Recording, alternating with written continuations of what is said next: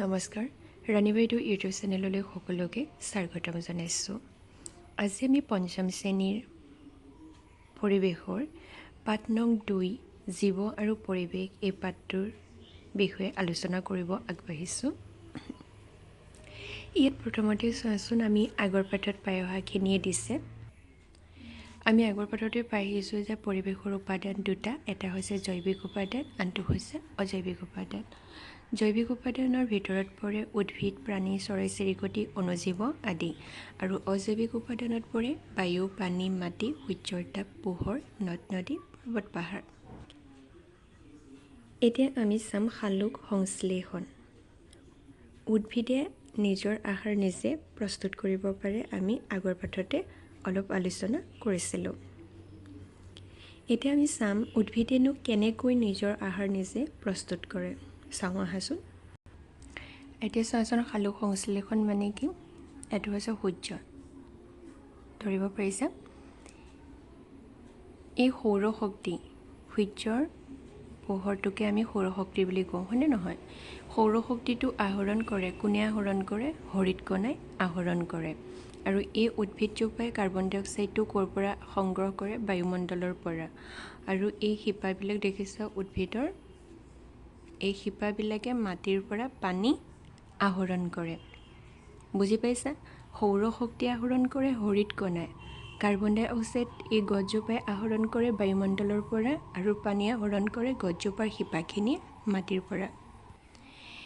এতিয়া চোৱা, কাৰ্বন ডাই অক্সাইড আৰু পানীৰ মাজত বিক্ৰিয়া হয় কিহৰ উপস্থিতিত? সৌৰশক্তিৰ উপস্থিতিত হৰিতকণাই। তাৰপিছত কি কৰিব? খাদ্য প্ৰস্তুত কৰে। মই পাত এটা আঁকি দিছোঁ, বুজি ল'বা। এই পাতত, উদ্ভিদৰ পাতত খাদ্য প্ৰস্তুত হয়, ঠিক আছে? অকল যে খাদ্যই প্ৰস্তুত হয় উদ্ভিদৰ সেইটো নহয়, তাৰ লগতে কি প্ৰস্তুত হয়? অক্সিজেনো প্ৰস্তুত হয়। আৰু এই খাদ্যখিনি উদ্ভিদজোপাই লয়, ঠিক আছে? আৰু অক্সিজেনখিনি ক'লৈ এৰি দিয়ে? বায়ুমণ্ডললৈ এৰি দিয়ে, যিখিনি নেকি আমি উশাহত গ্ৰহণ কৰোঁ। আৰু এই গোটেই প্ৰক্ৰিয়াটোৱে হৈছে সালোক সংশ্লেষণ। এটা যদি তোমালোকৰ প্ৰশ্ন আহে সালোক সংশ্লেষণ বুলিলে কি বুজা, তেতিয়া লিখিব লাগিব হৰিতকণাই আহৰণ কৰা সৌৰশক্তিৰ সহায়ত কাৰ্বন ডাই অক্সাইড আৰু পানীৰ মাজত বিক্ৰিয়া ঘটি উদ্ভিদৰ পাতত খাদ্য প্ৰস্তুত হয়।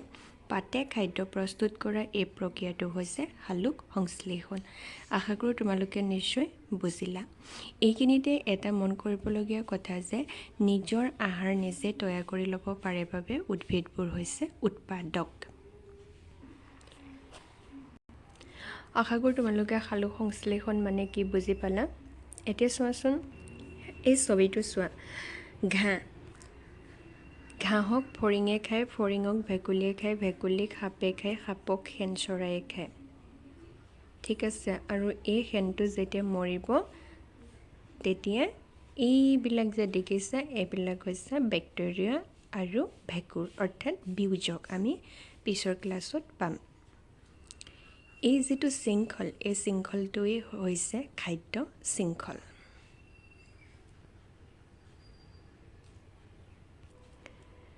ঘাঁহক ফৰিঙে, ফৰিঙক ভেকুলীয়ে, ভেকুলীক সাপে, অৰ্থাৎ ইটোৱে সিটোৰ ওপৰত নিৰ্ভৰ কৰিছে। বুজি পাইছা? এনেদৰে খাদ্যৰ বাবে ইটোৱে সিটোৰ ওপৰত নিৰ্ভৰ কৰিয়ে কি গঠন কৰে? খাদ্য শৃংখল গঠন কৰে। আশা কৰোঁ তোমালোকে বুজি পাইছা। যদি ভিডিঅ'টো ভাল লাগে লাইক, শ্বেয়াৰ আৰু মোৰ চেনেলটো ছাবস্ক্ৰাইব কৰি দিবা। আজিলৈ ভিডিঅ' ইমানেই। Bye bye.